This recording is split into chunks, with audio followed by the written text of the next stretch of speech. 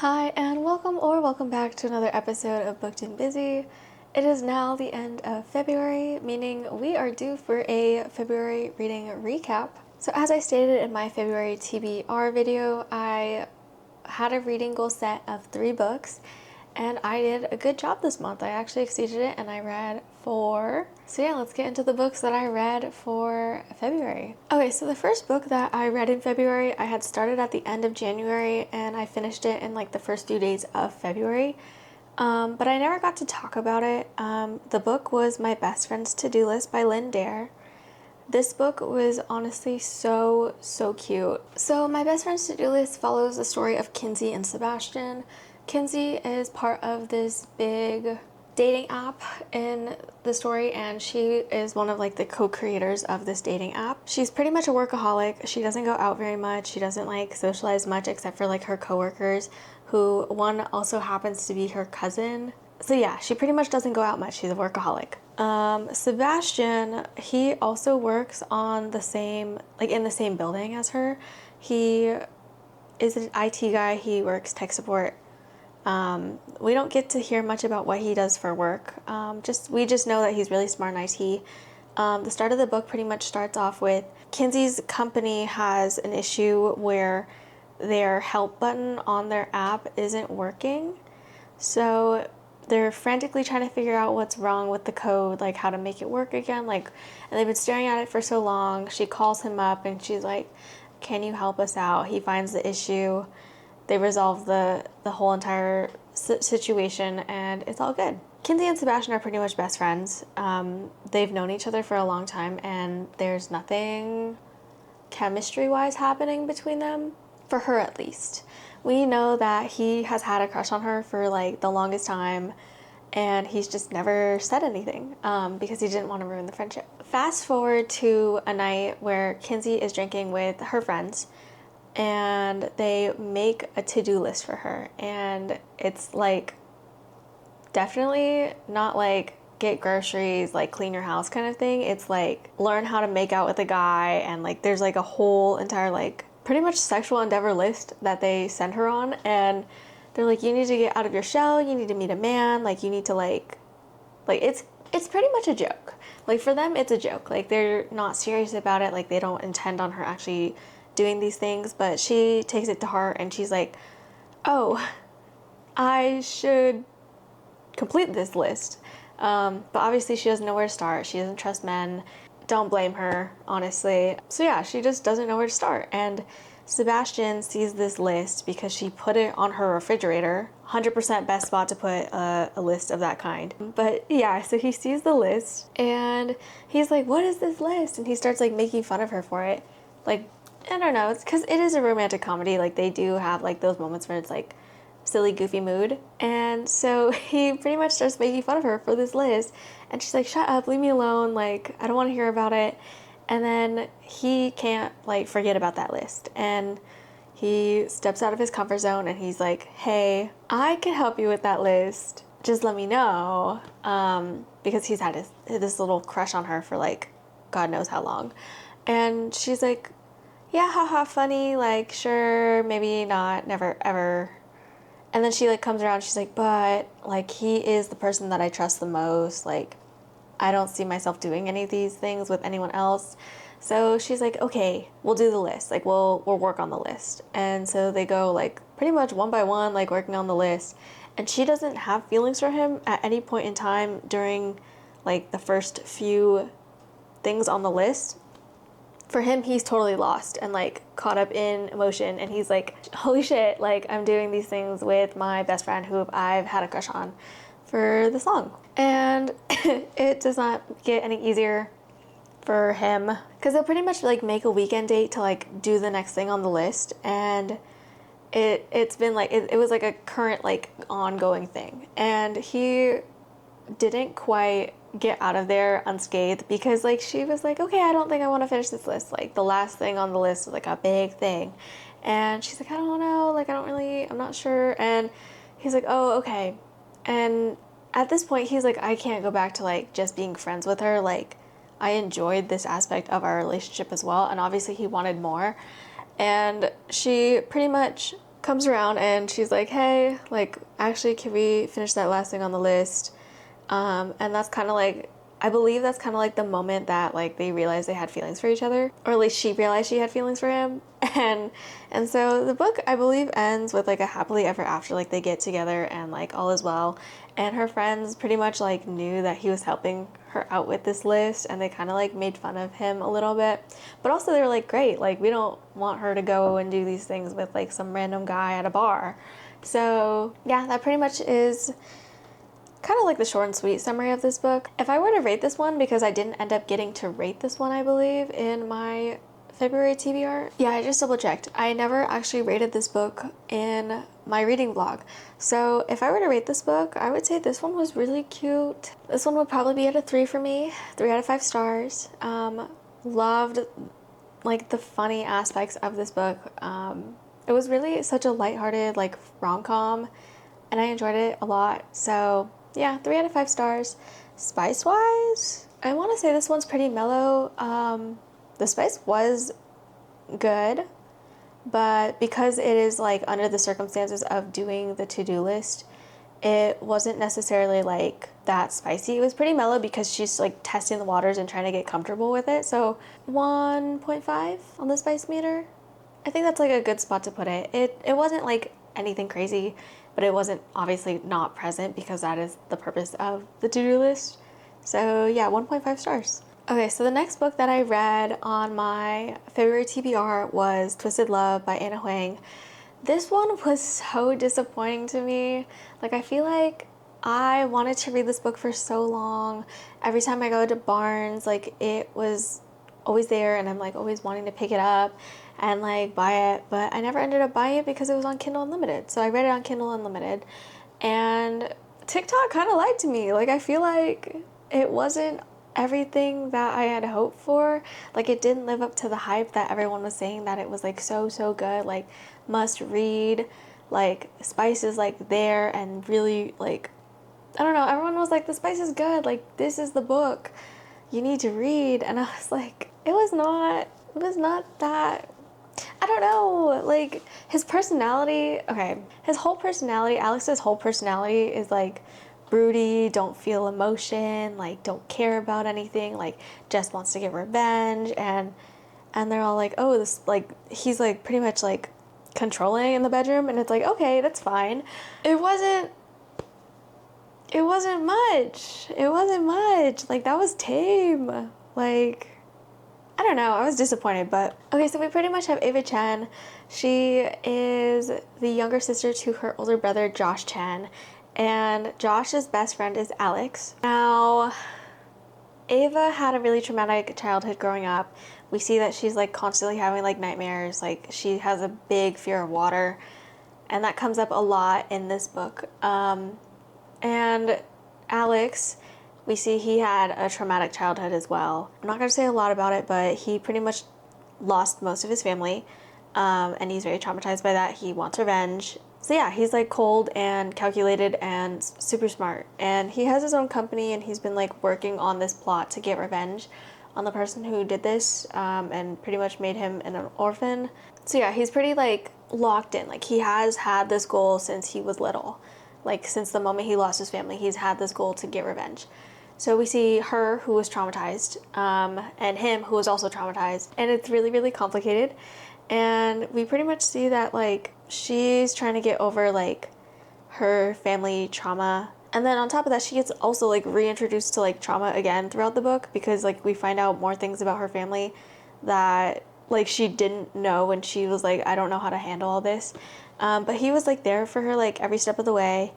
And so Josh, Ava's brother, went to study abroad pretty much. He went to like another country to help. He was like a med student, and so he's out of the picture, but he's like, hey Alex, I need you to take care of my sister, like watch over her, like don't, make sure she doesn't get in trouble.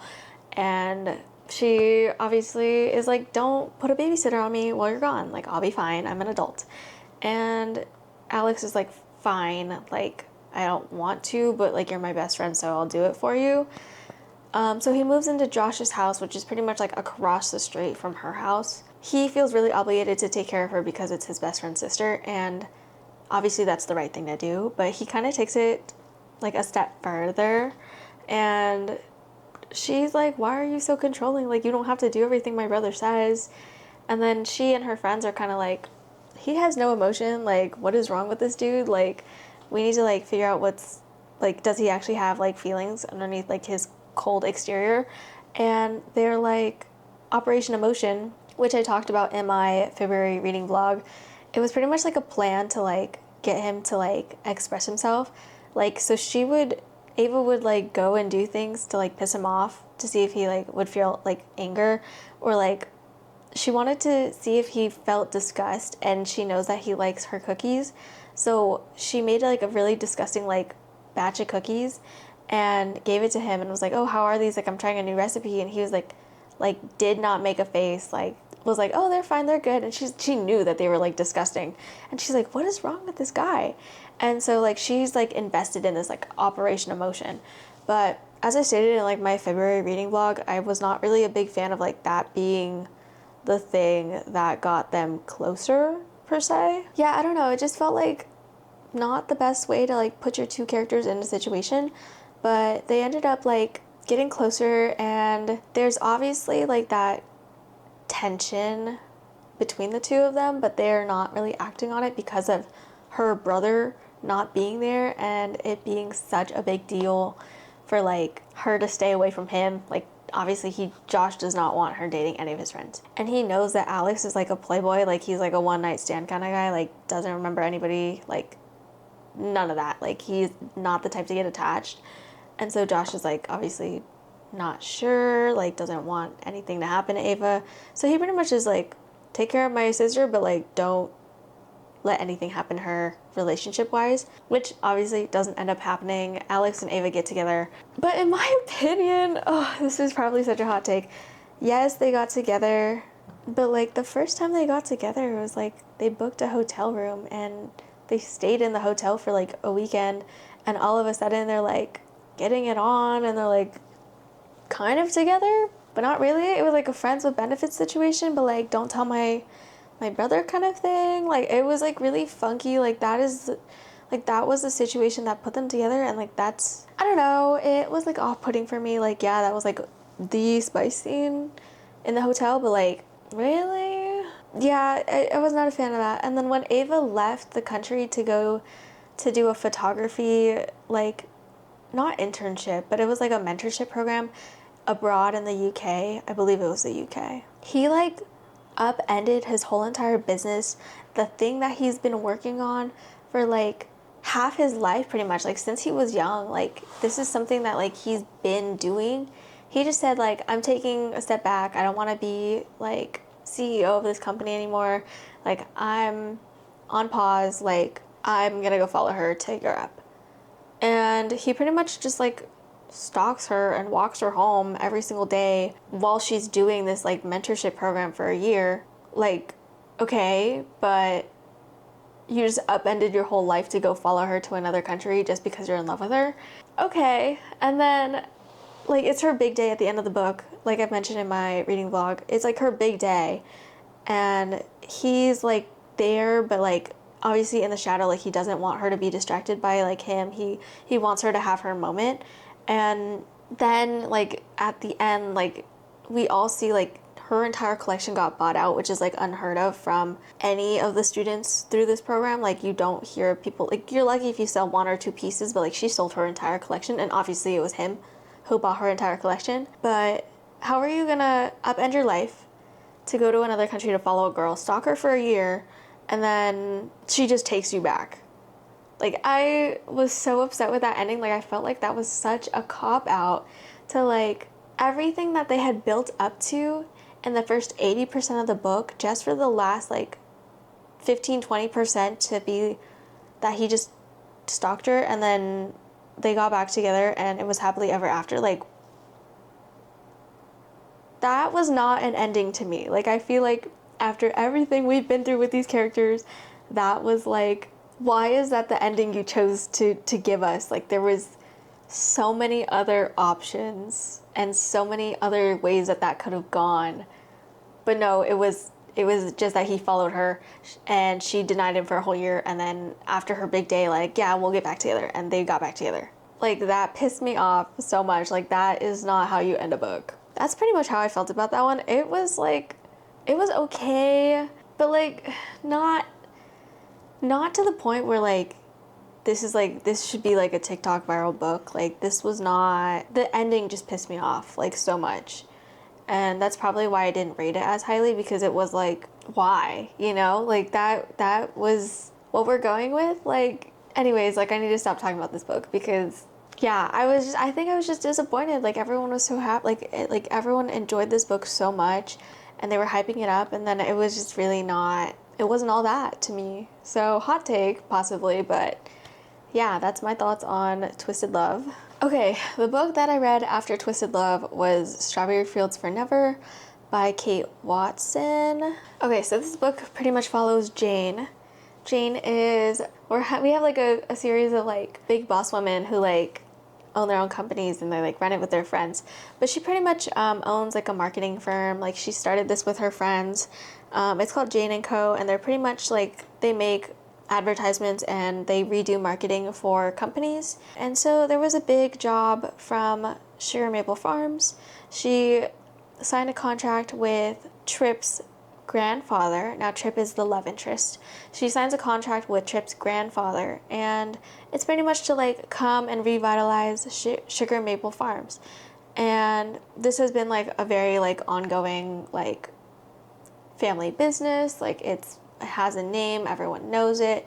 And he's like, I need you to revitalize Sugar Maple Farms. Like, I want you to bring back like the joy and the excitement and just like, you know, everything about Sugar Maple Farms. I want you to revitalize it, and I want you to make it a place that my grandson would want to be at. Now, that's kind of like a hard task to like ask of some random stranger on the internet from a marketing firm, but obviously she's like, I can do that. Like, that's easy. Like, it's just a rebrand. It's not that bad.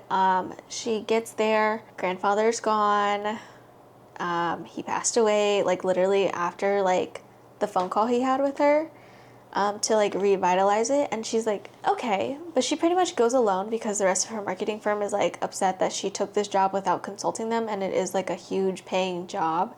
So she goes alone and she meets Tripp, and Tripp is very attractive, and he is pretty much so excited to like just sell the farm. He's like, I don't want any part of this. I don't want to revitalize anything. I don't want to change the marketing. Like, I'm just done. I don't want to be here. Like, he had like this emotional attachment with the farm, and he didn't want to like stay. And like, that's totally understandable. Like, if you are traumatized by a place, or like you just don't have like positive feelings about a physical place, like I totally understand. Like, you don't want to be there. So that's pretty much how he's feeling about this. Jane is like very determined because she's like, I made a promise to your grandfather. I'm going to make this happen. And he pretty much, for a good majority of the first part of the book, makes her life like a living hell. Like, he puts her in like a really dusty, old, yucky cabin, and like pretty much tells her like, you can like leave. Like, I'll pay you the rest of like, you know, the money that you need for this job that we were promised you for this job, if you want to just leave early. Like, don't even bother. And she's like, no, I made a promise. Like, I'm gonna do the job. So they're pretty much arguing back and forth about this entire like concept of like her doing the job, and he's like, don't do the job. Like, I just want to leave. But yeah, so that's pretty much how the first part of the book goes, and they're like constantly arguing, but like flirting, and it's like very back and forth, like hot, cold, and it's like, okay, I'm getting whiplash from like, you guys are so cute, and then all of a sudden you hate each other, and what is going on? So eventually he comes around. He notices like how she's like connecting with all the people on the farm, how she's getting to know like, you know, the workers and like the people who take care of it, and just like the community around Sugar Maple Farms. And he's like pretty inspired by like how she is just with everyone, and she's like very like into her job and like what she's doing to revitalize everything. So he's like, okay, fine, I'll give it a chance. Like, I'm not going to sell the farm quite yet, just because his uncle wouldn't let him sell the farm until, you know, he gives it a shot. So he gives it a shot. She's pretty much convinced everyone like she's got a great plan, which she does, and she starts executing it. And we see like them getting closer, and he's like starting to open up a little bit about like things about the farm and stuff like that. I don't really have much to say about like their relationship. It was just pretty much in the beginning it was very hot and cold because of their disagreement about how the farm should go, and then she pretty much sways him.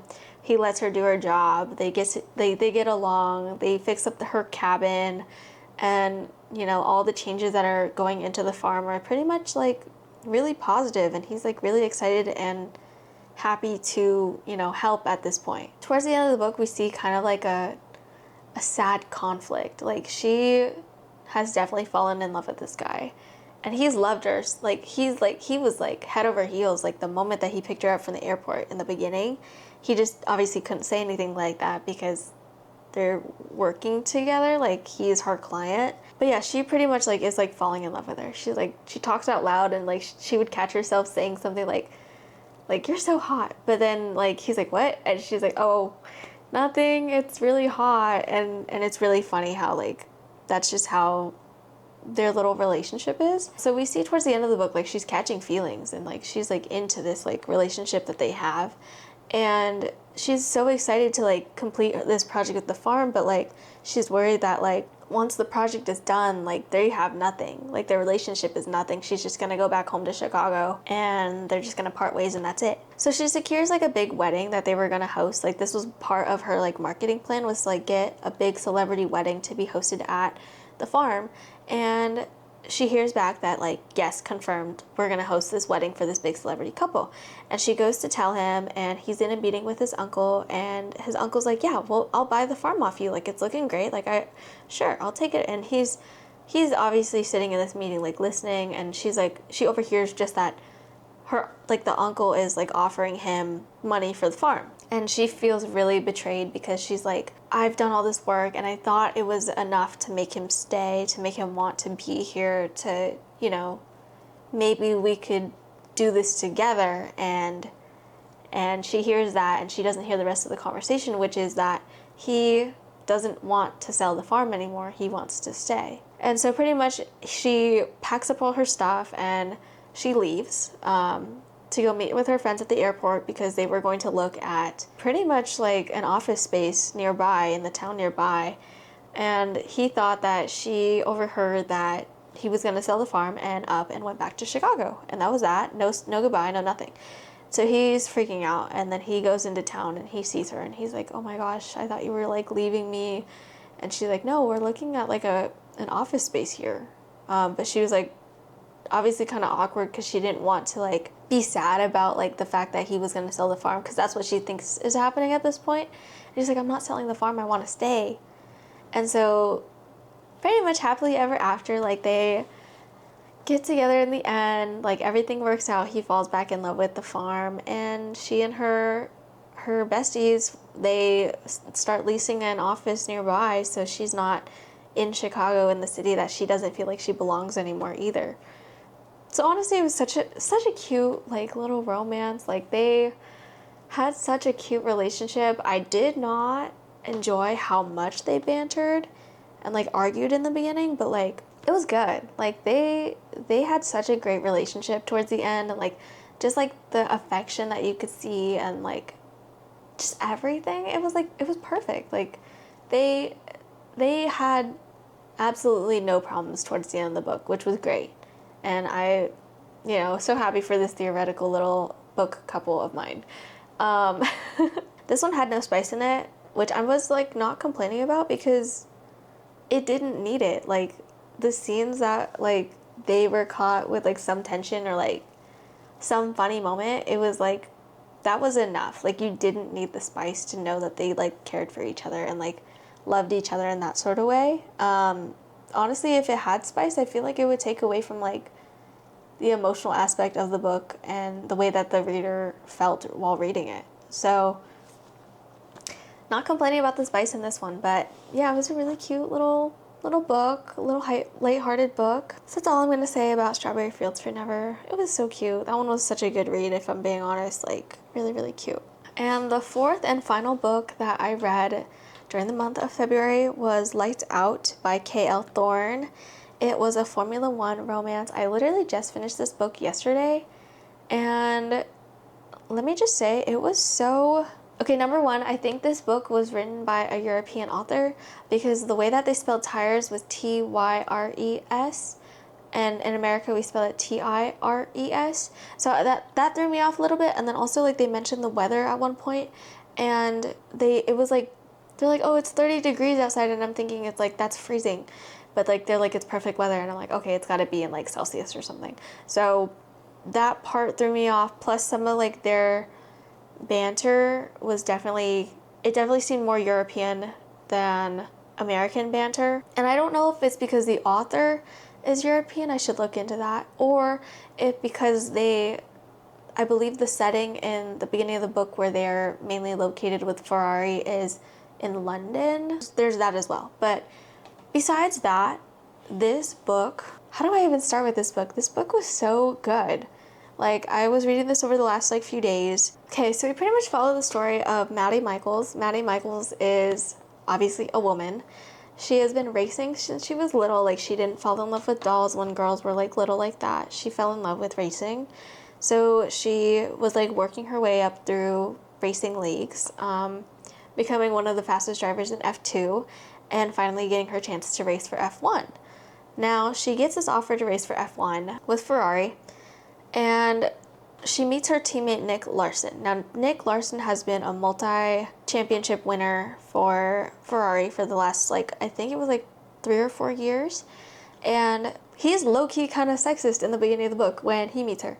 So how they meet, she's like in the Ferrari office talking to Sergio, who's the team principal, pretty much the guy who like runs the team. And she shakes his hand, like he's like offering her like a deal with Ferrari to join their team for the season. And they're walking out to the parking lot. She's gonna go back to her car, and Nick Larson, lo and behold, he hops out of his car. He comes, says hi. He's like, oh, did you find me a new teammate? And Sergio's like, oh yeah, this is your new teammate, Maddie. And he's like, oh. And it was like very much like an oh, like what the hell? Like, this is a joke. And I think that's what he says. He's kind of like, this is a joke. Like, you're pranking me. Like, who's the actual, like my new partner, right? And Sergio's like, no, this is like your new teammate. Like, I'm so serious. And Nick is not happy about it, obviously, because why would you be happy about having a girl teammate when all of your teammates in the entire like racing league has been men for the last 40 years? So yeah, he's not very happy about that. And they pretty much get to like the first like practice where like they're testing out the car. She's like learning how to drive an F1 car because apparently they're very different from F2, which is what she was driving. So she's getting used to it. She's like putting in time on the track to practice. She puts in a very fast lap and surprises like her team and everything. And she and Nick happen to practice together, and she ends up beating him. And he is so butthurt about this. And he's like, I did not just get beat by a girl, like pissed off. And Maddie is already with this mindset that Nick is not going to like her. So why does it matter if she beats him in a little like scrimmage race kind of thing? She's already like guarded around him. Like, she doesn't want to like let anything off. She's definitely putting her best foot forward in the racing aspect because she doesn't want him to put her down any more than just her being a woman kind of a thing. But yeah, she like beats him and he's all butthurt, and then all of a sudden he comes around and he's like, hey, like trying to like get to know her and stuff like that, but not really get to know her. He just wants to like hop in bed with her kind of thing. And she's not opposed to that because like they like get into it. And it was like kind of stated like when they had like a party, like I think it was an after party after one of the races, like he was talking to like Faraz, I think is how you pronounce one of the other race car drivers in this whole entire story. Like, we hear a lot about him because he's like always up there, like he's like always P3 with them, like on the podium and stuff. So they gotten close because they've been racing together for so long, him and Nick. And he pretty much mentions like, oh, like, no, I want to like get to know her in that sense. And he's like, okay, yeah, good luck with that. He was thinking it was just going to be like a one-time thing. And Faraz was just thinking like, oh, they're just going to hook up too. But Maddie was like getting like emotionally involved with it because she had been crushing on him since like she like saw him start, I believe, his racing career like way back when, like long time ago. Like, she's like, I had posters of him in my room on my wall, like, when I was, like, younger. And mind you, they're only, like, 4 years apart. So that's kind of, like, where she's starting at with him. Like, she's already had these feelings for him even before she knew him, and then found out, like, he was, like, an asshole, like, towards women, like, in that sense. But yeah, they start, like, hooking up, and obviously they can't tell Sergio, like, their team principal, because, like, they didn't have to worry about fraternizing between their team, because, like, it was always guys. Like, that would, yeah, it was, like, always, like, not something that they had to worry about. But, like, Sergio kind of made a point, like, don't try anything with her, like, she's a good race car driver, like, that kind of thing. But they ended up, like, progressively, like, hook up after every, like, race event, and they're both placing really high and everything like that. So it's like, it's all good, everything's fun and games. And then they go to a party, and I think one of the drivers had hosted this party. It was kind of like during, like, their break between the first half of the season and the second half of the season. And so he hosted this party, and she went, and she's talking to Faraz, and he's like, oh, like, did you hit that? Like, did you guys get together? And she's like, no. And he's like, oh, I thought, like, you guys would have. Like, it was, like, he kind of, like, mentioned it, like, a long time ago, like, before they started getting close and, like, becoming friendly. And she's, like, all of a sudden, like, realizing, like, oh, he is a playboy. Like, I don't think I mean as much to him as he means to me in that sense. So she, like, leaves early, and she's, like, obviously not wanting to talk to him. And then he's like, oh, like, has anyone seen her? And they're like, oh, she left early, like, in the morning before, like, everyone came down to breakfast. And he's like, what the heck? And he's, like, worried now, because he's like, what did I do to, like, piss her off? Because she went to bed without saying goodbye or anything. And then she pretty much says, like, I think we should keep things professional. Like, don't try anything with me. Like, we're done. And he's all like, wait, but, like, what do you mean? Because he started to catch feelings right before this happened. And he didn't want to admit that, but, like, he missed her. Like, 100% he, like, missed her. Yeah, that's pretty much how it goes. And then it's towards the end of the season. He has, like, a really bad injury during one of the races. So he's out for the season, and they have, like, a backup driver for him.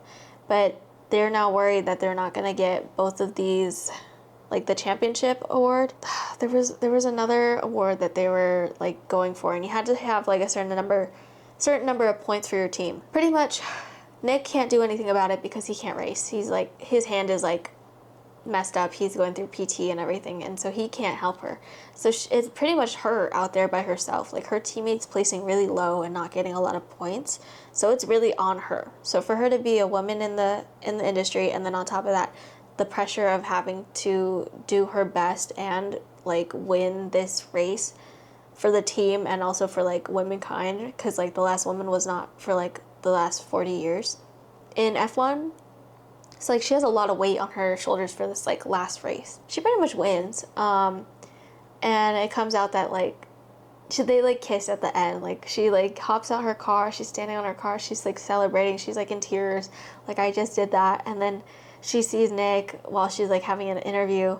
And she's like, hold on, can I have a second? And she, like, goes over, and, like, they pretty much make out on the track. And everyone's like, oh my God, like, did not see that coming. And then, it kind of, like, fast forward. It's, like, the end. And I was like, that's not the end. But then, like, you get, like, the epilogue pretty much is, like, they're, like, in the future, like, couple years down the line. And she's like, oh, look, like, there's an article, or, like, a Netflix article that was written about, like, top 5, like, TV, like, steamy kisses or something like that. Something along the lines of that. And, like, they're, like, number 1, and she's, like, reading the article, and, like, he's going down on her. And it was like, oh my God.